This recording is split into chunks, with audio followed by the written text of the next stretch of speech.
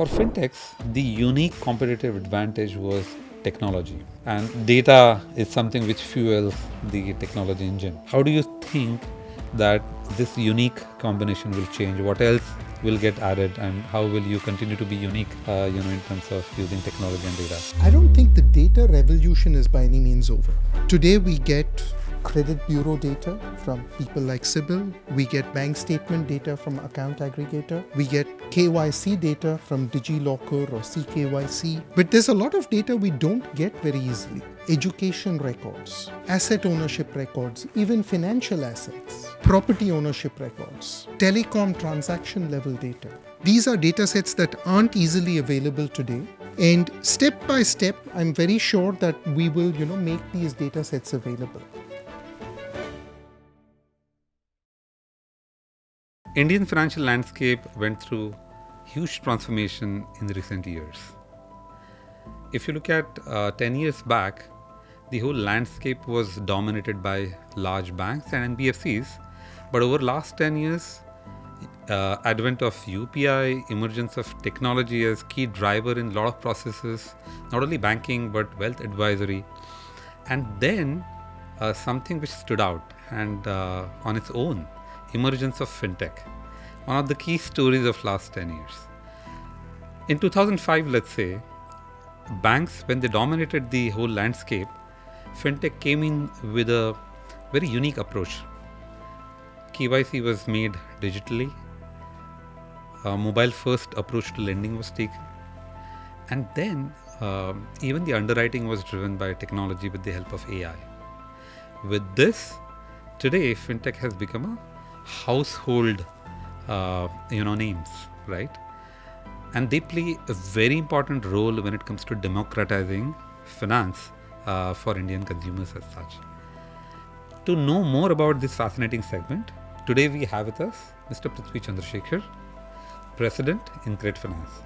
Prithvi has been with InCred Finance since its inception. Welcome to TransUnion CIBIL, Prithvi. Thanks, Bhushan. My pleasure. Glad to be here. Prithvi, when it comes to fintech, I think the change is constant. And over last few years, the way fintech started with technology first approach, mobile first approach, and consumer first approach also, the democratizing the world of finance.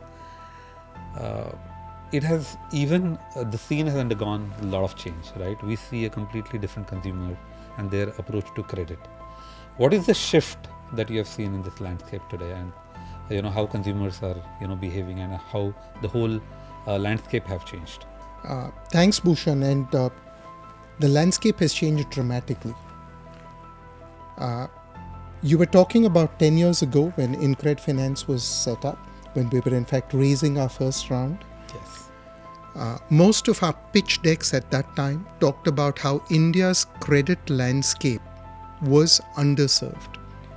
India as a country was credit starved.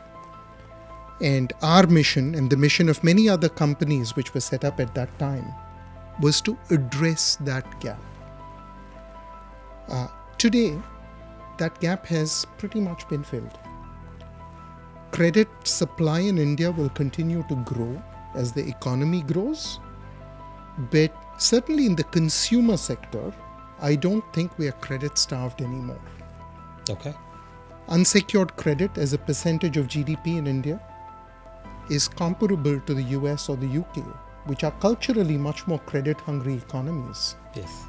So I think that gap has been filled, and that is a phenomenal achievement by all of us as the industry. It has addressed a real need in the lives of consumers. It's turbocharged the Indian economy through a very important growth phase. But now I think the game is going to be different going forward, because we're no longer going to be expanding into white space. We'll have to continue to enable the Indian economy to grow. We'll have to continue to serve the customer. But looking ahead, I think we'll also have to be a little bit more careful about over-indebtedness. And the minority of customers whom we can already see in like the CIBIL Bureau, Yeah. who are in over their heads. And I think we as a industry, as a community, need to do the best we can to prevent that from happening. So I think that's the big change that will happen, which is we will no longer be growing into white space, into an underserved market. It's now a pretty well-served market. The rates of growth will be slower, even though the absolute growth will still be very high off a very big base. Got it. Very unique perspective, right? But when you say that there is no more a open landscape, there'll still be margin and segments where which will open up, but that means there will be more competition, and to cater to similar kind of segments. For fintechs, the unique competitive advantage was technology, right? And data is something which fuels the technology engine. How do you think that this unique combination will change? What else will get added, and how will you continue to be unique, in terms of using technology and data? I don't think the data revolution is by any means over. I think the data availability has played a huge role in the growth in credit supply that we've seen over the last, not just 10 years, but let me say 25 years. I mean, it really took off in the last 10 years, but CIBIL just celebrated its 25th anniversary, yes. right? Which is kind of, an important landmark. That's when credit information started becoming available in India. Yes. And I don't think that's by any means over. So today we get credit bureau data from people like CIBIL. We get bank statement data from account aggregator. We get KYC data from DigiLocker or CKYC. But there's a lot of data we don't get very easily. Education records, asset ownership records, even financial assets, property ownership records, telecom transaction level data, kinship data, like who's my father, who's my brother, relationships. These are data sets that are credit relevant, and these are data sets that aren't easily available today. And step by step, I'm very sure that we will, make these data sets available. And so as that process unfolds, I do think fintech will continue to be the pioneers. I do think younger companies like us will discover how to use these processes before incumbent banks will. And the incumbent banks will at some time, I'm sure. But that's been the pattern around the world. Fintech are the innovators. And I think the next cycle of innovation to keep credit supply, safe credit supply, flowing into the Indian economy, that innovation will also come from fintechs. And I think your agility to work with technology and quickly change the models will also play extremely important role. Absolutely, right? So when I'm talking about new data sources, for me to patch a new data source into my existing credit policy takes minutes. Most of the work happens in the data validation and the policy recalibration. The actual tech implementation is a matter of minutes. And this is because our underwriting process is essentially digital. It's algo-based. Long before terms like AI and ML became buzzwords, yes, we were using the underlying technology. Now shifting focus, obviously the focus initially for fintechs was using technology, using mobile first approach, customer focus, acquisition focus, right? And the drivers of growth were very different. But today landscape has changed. We have seen new regulations have come in for the right reasons. Today we have DLG, digital lending guidelines, we have co-lending guidelines, we have a lot of norms which fintechs are governed with. So with with a lot of evolution happening in a regulatory space also for fintechs, today the unsecured landscape have changed. The way fintechs also approach to it along with banks, right? Amidst this now, one of the new driver is looking at the risk and looking at the profitability, right? So how the risk management approach to it, how that has changed? Bhushan, I'm smiling because you're saying it's new. And for us at InCred Finance, it's not new. And the reason I'm saying that is that technology enabled two major changes in consumer finance: much smoother journeys for the end customer and much smarter underwriting for the lender. And we always did both.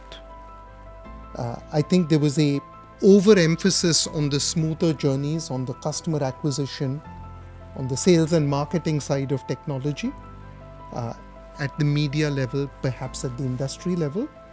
But we've been doing both since day one. And arguably, that becomes even more important in the next 10 years as compared to the last 10 years. And I think that innovation cycle has certainly not played out. If anything, a lot of the buzz on the street today about AI, ML, it's very real. The technologies that we have available to run more, to be more smart, they're better than they ever were. And we will continue to use those to underwrite more smartly, to offer the right product to the right customer, and not just to build a big customer base. Not that that isn't important, but the risk management, the profit management side of the business is as receptive to AI, ML, to new data, to emerging technologies as the sales and marketing side of the business. Absolutely. So you will see that the tech and AI continue to play a major role in the risk management practices as such. Absolutely. If anything, I would say an accelerating role. That's great to know. Now, one side that we continue to see at TransUnion CIBIL is the engagement with consumers. So while our reports and scores are used by banks when it comes to the diligence process while underwriting loans, we see millions of consumers coming on our digital touchpoints, our CIBIL.com and our CIBIL app, which is available both on Android and Apple devices. And they continue to monitor their profile. And we also continue to partner with many leading banks and fintech institutions like you in providing consumers their own access to their own CIR and report, consumer information report and score. Now the key shift that we have seen is once consumer becomes credit aware, they also becomes credit confident. They are able to deal with credit more responsibly, and our experience has been that they turn a very profitable consumers to banks as well. We have seen that every second consumer ends up improving their score in 6 months' time after getting access to their own score and report. What's your view on role credit awareness and financial literacy plays in creating a credit confident nation, and especially when it comes to enterprise like you, create confident growth that you want to drive and enable your consumers or empower them? I love it. I love what CIBIL have done in terms of making credit comprehensible to the lay public. One misconception is that you need to look up your CIBIL score if you are looking for a loan. And I would almost argue that that's not the right way of thinking about it. I would love for the lay public to monitor their CIBIL report every month, the way from a health viewpoint you would monitor your health report. What's your pulse? What's your weight? What are your vitals? Yes. In the same way, I would love for the lay public to monitor their CIBIL score which is in effect their, reputation. Regularly, right? Regardless of whether they're shopping for credit or not, right? It reflects financial engagement. It reflects confidence. It is a very low friction process. It's not a big time commitment. And once people are used to it, it just becomes a habit. It also helps them make sure that, it also helps them, meaning the public, make sure that the data that's being reported to the industry about them is correct. And while by and large it is, the few cases where it's not, it's very important that they are aware and that we as an industry respond to their needs and clean up that data. And as new data sets start becoming more widely available, the ones I was talking about, right? Financial asset ownership, property ownership, education records, telecom records, the same kind of discipline is something I would love to take to other kinds of data. Right? So, like I monitor my health regularly, I should also be monitoring my reputation regularly. And my CIBIL score is a very big part of my reputation. All wonderful points, Prithvi, and I couldn't agree with you more. CIBIL score and CIBIL CIR has become a trust artifact today. And it's not only about, loans anymore. There are multiple, use cases when it comes to consumer. And, it was wonderful to have your, thoughts around multiple other aspects. But as we, come to close to the session, what is the one, advice that you want to leave consumers with, especially, young consumers who are, watching today's podcast? My advice to young consumers watching today's podcast would be actively manage your reputation. The CIBIL report is one aspect of your reputation. What you put out on social media is another aspect of your reputation. Your grades from your college or from your educational track, that's another part of your reputation. But manage your reputation. It's never been more important, and it's never been more in your control than it is today. Thank you for those thoughts, Prithvi. It was wonderful to have you at TransUnion CIBIL, and thank you for sharing your valuable insights in the world of fintech. It's my pleasure to be here, and thanks for inviting me. Thank you so much.